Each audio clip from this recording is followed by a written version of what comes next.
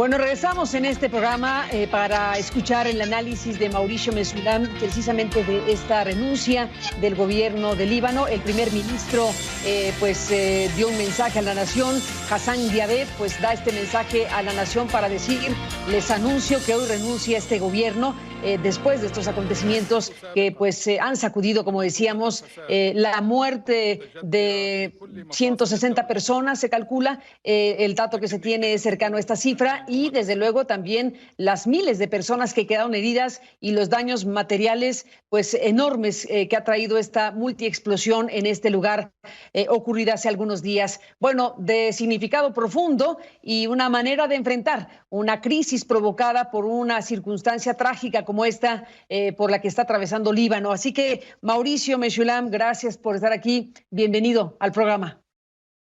Muchas gracias, Carmen. Un gusto saludarte y un gusto saludar a tu audiencia.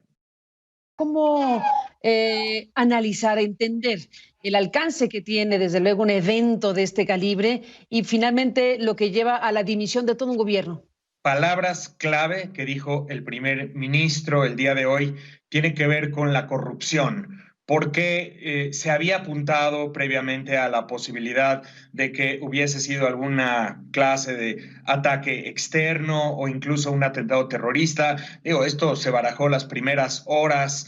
Posteriormente, el presidente libanés el día viernes habló de la posibilidad de una fuerza externa que hubiese intervenido o que hubiese mandado alguna bomba o misil o algo por el estilo, pero al final la tesis que más se está fortaleciendo y es enormemente delicada es que se trata de un caso de negligencia, se trata de un caso de corrupción, se trata de malos manejos por parte de las autoridades, lo que se viene a sumar a un descontento y frustración que ya existían en Líbano desde mucho tiempo atrás. Las protestas masivas que estamos viendo ahora se suman a las protestas masivas que vimos a lo largo del 2019 y que ya también se estuvieron manifestando a lo largo de este año. Entonces ahora la frustración crece y la corrupción de la que habló el primer ministro y que aparentemente es endémica, tiene como estas consecuencias ahora mismo, ¿no?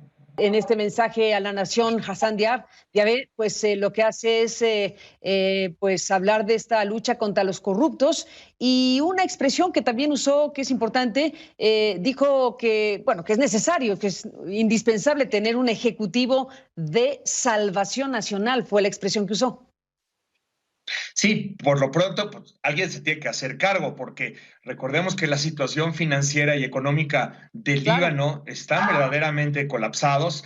La lira se ha devaluado alrededor de 80% en lo que va del año. No hay dólares, no hay dinero, pero además hay que añadir otros factores, como por ejemplo las clases privilegiadas que sí tienen acceso a cuentas en el extranjero o que tienen divisas y que no se ven perjudicadas por la devaluación de la moneda o por la hiperinflación, y que esto va generando una frustración, el sentimiento de desigualdad, sumado con la corrupción de las autoridades. Ahora, si quieres, platicamos un poco de lo que parece ser este caso en particular, porque es la expresión máxima de esta negligencia y corrupción por lo que se ha reportado hasta el momento.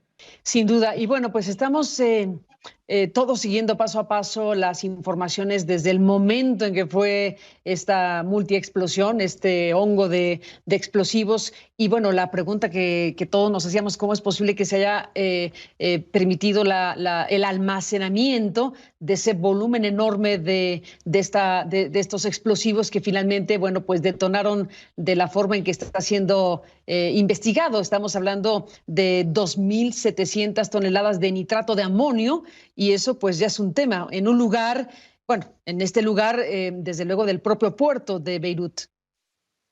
Mira, de acuerdo con lo que se ha reportado, el New York Times hace un reportaje muy completo respecto al barco que llevaba este cargo y que aparentemente iba dirigido hacia Mozambique, venía de Georgia, iba dirigido hacia Mozambique y para en Beirut a recoger más carga para poder tener dinero suficiente y cruzar el canal de Suez rumbo a Mozambique. Sin embargo, es detenido por las autoridades de Beirut indicando que el barco no estaba en condiciones de navegar. Confiscan el cargamento, incluso detienen al capitán y a varios miembros de la tripulación. Pues estamos hablando de 2013, Carmen. 2013, finales. Del 2014 a la fecha, este cargamento permanece en una bodega del puerto de Beirut y las autoridades aduaneras informan a autoridades superiores, escriben constantemente a los jueces, llaman la atención incluso del gobierno y llegan a escribir incluso directamente al primer ministro y al presidente que algo se tenía que hacer con este cargamento, que no podía permanecer en el sitio donde estaba. Entonces, no es solamente la corrupción existente, sino es también la negligencia, el abandono, la falta de operación de las autoridades. Y esto resulta en estos daños humanos y materiales. Imagínate el enojo de la gente. Totalmente, que se manifestó claramente en las calles. Ya baste ver las imágenes de este fin de semana, de sábado y domingo, en donde pues no me atrevo a usar una cifra, nunca se sabe exactamente cuántas personas pudieron manifestarse, pero sí muchas, y las crónicas y las informaciones de las agencias pues hablan de una fuerza social manifestando su indignación. La palabra es indignación, Mauricio.